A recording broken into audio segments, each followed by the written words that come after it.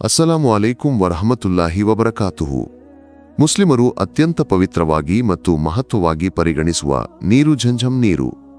ಎಲ್ಲ ರೋಗಗಳಿಗೂ ಶಮನ ನೀಡುವ ಈ ಪವಿತ್ರ ಝಂಝಂ ನೀರಿನ ಇತಿಹಾಸದ ಹಿನ್ನೆಲೆ ಮತ್ತು ಮಹತ್ವಗಳನ್ನು ಈ ವಿಡಿಯೋ ಮೂಲಕ ವಿವರಿಸಲಾಗುವುದು.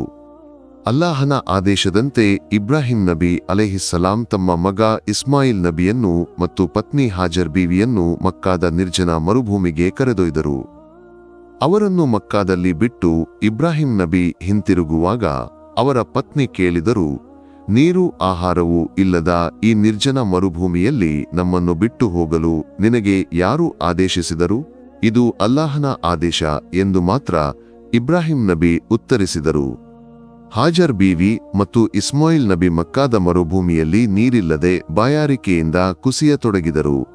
ಈ ನಿರ್ಜನ ಮರುಭೂಮಿಯಲ್ಲಿ ಒಂದು ಹನಿ ನೀರು ಕೂಡ ಸಿಗದೆ ಮಗುವಿನೊಂದಿಗೆ ಹಾಜರ್ ಒಂಟಿಯಾದರು.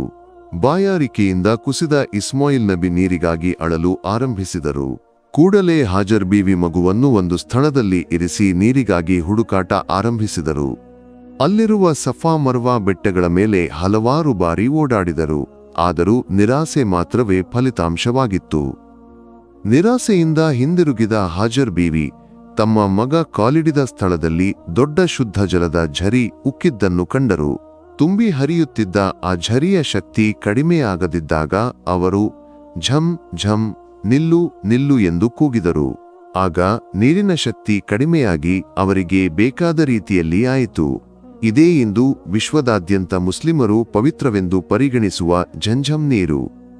ಇಂದಿಗೂ ವಿಶ್ವದ ವಿವಿಧ ಭಾಗಗಳಿಂದ ಬರುವ ಲಕ್ಷಾಂತರ ಹಾಜಿಗಳು ಈ ನೀರನ್ನು ಕುಡಿದು ಕೊಡಗಳಲ್ಲಿ ತುಂಬಿಕೊಂಡು ಹೋಗುತ್ತಾರೆ.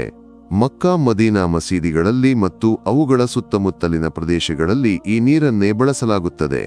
ಆದರೆ ಈ ಬಾವಿ ಒಮ್ಮೆಯೂ ಒಣಗಿದ್ದಾಗಿ ಇತಿಹಾಸದ ದಾಖಲೆಗಳಲ್ಲಿ ಕಾಣಲಾಗದು. ಝಂಝಂ ಬಾವಿಯೊಂದಿಗೆ ಸಂಬಂಧಿಸಿದ ಒಂದು ಅದ್ಭುತ ಘಟನೆ ಇತಿಹಾಸದಲ್ಲಿ ಕಾಣಬಹುದು. 1947ರಲ್ಲಿ ಒಬ್ಬ ಪ್ರಸಿದ್ಧ ಎಂಜಿನಿಯರ್ನ ಮೇಲ್ವಿಚಾರಣೆಯಲ್ಲಿ ಝಂಝಂ ಬಾವಿಯನ್ನು ಶುದ್ಧೀಕರಿಸಲು ಸೌದಿ ಸರ್ಕಾರ ನಿರ್ಧರಿಸಿತು. ಇದಕ್ಕಾಗಿ ಬಾವಿಯ ಎಲ್ಲ ನೀರನ್ನು ಪಂಪ್ ಮೂಲಕ ಹೊರತೆಗೆಯಲಾಯಿತು. ನಿಮಿಷಕ್ಕೆ 8,000 ಲೀಟರ್ ನೀರನ್ನು ಹೊರಗೆ ಸುರಿಯುವ ಸಾಮರ್ಥ್ಯದ 4 ಆಧುನಿಕ ಪಂಪ್ಗಳನ್ನು ಅಳವಡಿಸಲಾಯಿತು. ಆದರೆ 24 ಗಂಟೆಗಳ ಕಾಲ ಪಂಪ್ ಕಾರ್ಯನಿರ್ವಹಿಸಿದರೂ ಬಾವಿಯನ್ನು ಒಣಗಿಸಲು ಸಾಧ್ಯವಾಗಲಿಲ್ಲ. ಕೊನೆಗೆ ಡೈವರ್ಗಳನ್ನು ಬಳಸಿಯೇ ಆ ಕಾರ್ಯವನ್ನು ಪೂರ್ಣಗೊಳಿಸಲಾಯಿತು. ಈ ಝಂಝಂ ನೀರಿನ ವಿಶಿಷ್ಟ ಗುಣಗಳ ಬಗ್ಗೆ ಆಧುನಿಕ ವಿಜ್ಞಾನವು ಅನೇಕ ಪರೀಕ್ಷೆಗಳನ್ನು ನಡೆಸಿದೆ.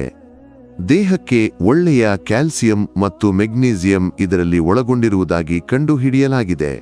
ದೇಹದಲ್ಲಿನ ಕೀಟಾಣುಗಳನ್ನು ನಾಶಪಡಿಸುವ ಸಾಮರ್ಥ್ಯವು ಈ ನೀರಿಗೆ ಇದೆ ಎಂದು ಅವರು ವಿಶೇಷವಾಗಿ ಉಲ್ಲೇಖಿಸಿದ್ದಾರೆ. ಅದಕ್ಕಾಗಿಯೇ ನಬಿ ಸಲ್ಲಲ್ಲಾಹು ಅಲೈಹಿ ವಸಲ್ಲಂ ಝಂಝಂ ನೀರಿನ ಬಗ್ಗೆ ಹೇಳಿದ್ದಾರೆ, ಭೂಮಿಯ ಮೇಲಿನ ಅತ್ಯುತ್ತಮ ಪಾನೀಯ ಝಂಝಂ ನೀರು. ಅದು ಆಹಾರವೂ ಔಷಧವೂ ಆಗಿದೆ. ಆದ್ದರಿಂದ ಯಾವ ಉದ್ದೇಶದಿಂದ ಈ ನೀರನ್ನು ಕುಡಿದರೂ ಆ ಉದ್ದೇಶ ಖಂಡಿತವಾಗಿಯೂ ಈಡೇರಿತು. ಅಲ್ಲಾಹ ತಾಲಾ ನಮ್ಮ ರೋಗಗಳಿಗೆ ಶಮನ ನೀಡಿ ಆಶೀರ್ವದಿಸಲಿ, ಆಮೀನ್. ಈ ವಿಡಿಯೋ ನಿಮ್ಮ ಬಳಿಗೆ ತಲುಪಲು ಕಾರಣವಾದವರಿಗಾಗಿ ಪ್ರಾರ್ಥನೆ ಮಾಡಬೇಕೆಂದು ನೆನಪಿಸುತ್ತೇವೆ. ಇನ್ಶಾ ಅಲ್ಲಾಹ ಮತ್ತೊಂದು ವಿಡಿಯೋದೊಂದಿಗೆ ಮತ್ತೆ ಭೇಟಿಯಾಗೋಣ. ಪ್ರಾರ್ಥನೆಯೊಂದಿಗೆ ಅಸ್ಸಲಾಮು ಅಲೈಕುಂ ವರಹಮತುಲ್ಲಾಹಿ ವಬರಕಾತುಹು.